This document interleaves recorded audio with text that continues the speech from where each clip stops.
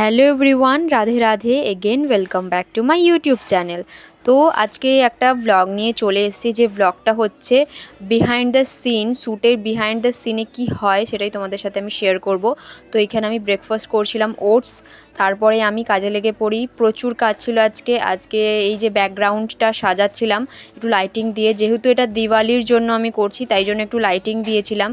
আর ছোট্টর মধ্যেই করেছিলাম, কি করব এরকমভাবেই করতে হবে, কারণ আমার কাছে সেমনি ব্যাকগ্রাউন্ড হিসেবে ইউজ করার জন্য সেমনি কোনো জিনিস ছিল না, তার জন্য আমি এরকম ওড়না দিয়েই এরকমভাবে করেছিলাম।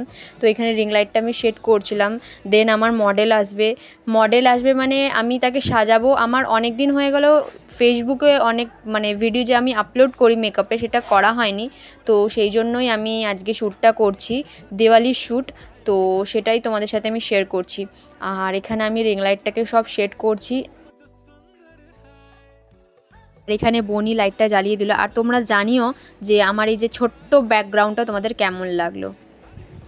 তারপর আমি এখানে সব মেকআপের প্রোডাক্ট সব বার করে নিই, আর আমিও একটু রেডি হয়ে নিই।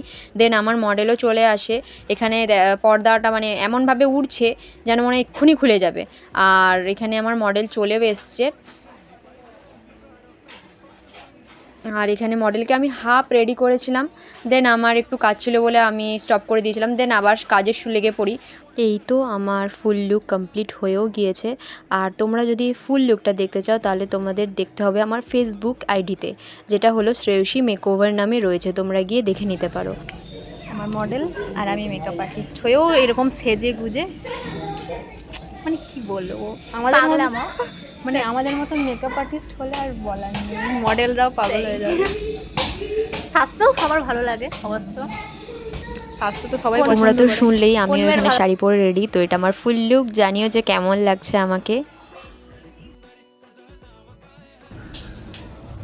তো গাইজ আমি এখানেই ভিডিওটাকে এন্ড করছি, কারণ আর ইচ্ছে করছে না করতে।